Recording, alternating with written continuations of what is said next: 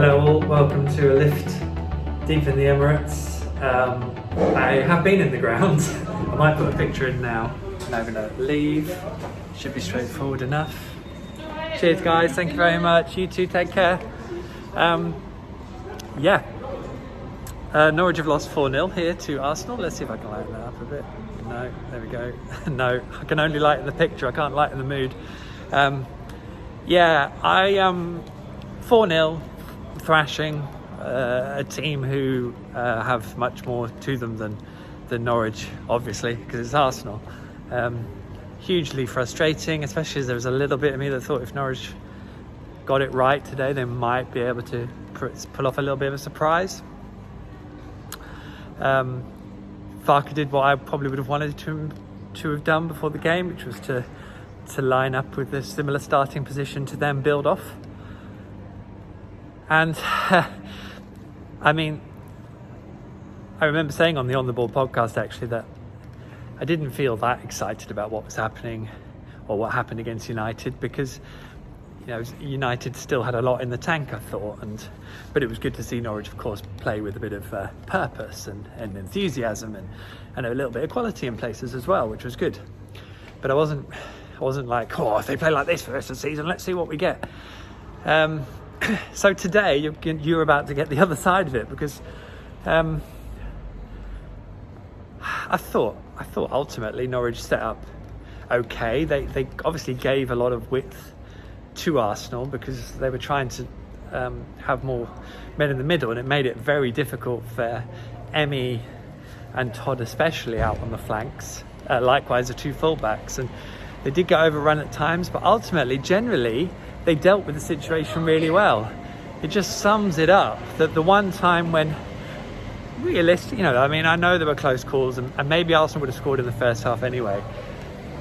But for Tim Krul and obviously he hasn't meant to do it, and he probably now wishes that he had just lumped it. But the fact that he didn't in a game that was sort of imbalanced like that, and I thought Daniel made a fair point that after conceding a goal like that, they sort of had the wind taken out of their sails for the next 20 minutes, or basically the rest of the half, which they did. And they then conceded again a really sloppy second goal. Farke then made some really positive changes, I thought, at half time, and the reaction was good as well. Players like Anel Hernandez and Adam Ida came on and looked sharp, and I think in that instance they probably made a little case for either an earlier or even starting inclusion come the Brighton game, given we do have issues with some players who just haven't got any spark as much as form at the moment. And yes, you have to look at Teemu Pukki and you have to look at Emi Buendia as those two kind of prime candidates, I suppose. Tom Tribal kind of got positionally caught out a couple of times as well. So Norwich sort of matched Arsenal up. Arsenal were in a 3-4-3, and Norwich sort of went 3-4-1-2, and I thought Todd was very good today. You look at him, he looks like a man who's in good form and doing a good job of proving that if Norwich leave the division, he should stay. I have to say, the way he's playing, he looks like he's confident, and he's growing into these surroundings completely. And Norwich, created their best chances. They had a really good spell, and then what happens? Josip Drmic plays the ball back across his area, which I get that Norwich want to play. I've had this all the time, haven't I? Norwich want to play football like that, but even Daniel Farke would say you have to pick your moments, or pick your passes as the decision, and there is no planet of football where that was a good ball from Josip Drmic, and because of that, it almost caught Ben Godfrey out, which was then an issue. There was a car coming, so I'll put it back on. Almost caught Ben Godfrey out, and Aubameyang had his second of the game from two absolute gifts. He's got a lot to owe Norwich for those two.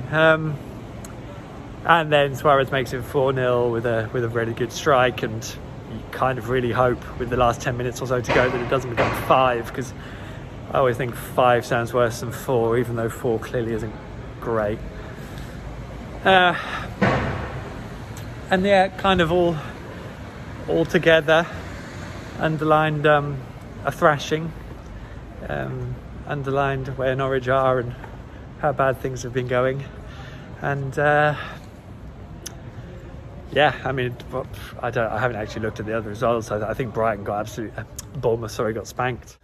I mean, it's almost pointless to say it, and I think to a degree we're looking at just getting it over and done with now, and we'll see how we get on. But this is why relegation is so hard, because everyone picks holes, and when you're at the bottom of something and you can just build it up, the momentum takes you through. Right now, it feels a lot more painful, a lot more damaging, and it will take repairing. Whatever happens, it's going to take some repairing, and it's by all means possible because other teams have done it. You just have to be aware that it will take repairing. I'm going to go home because I managed to get to my car. It's the first time I've been outside of Norfolk since March. Gosh, I've missed away games.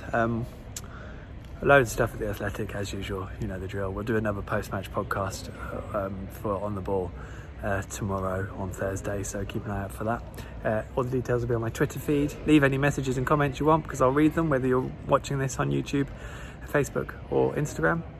And I will see you soon. In the meantime, take care. I'll see you for Carrow Road and Brighton on Saturday. Not many more to go now. Hope you like the car park.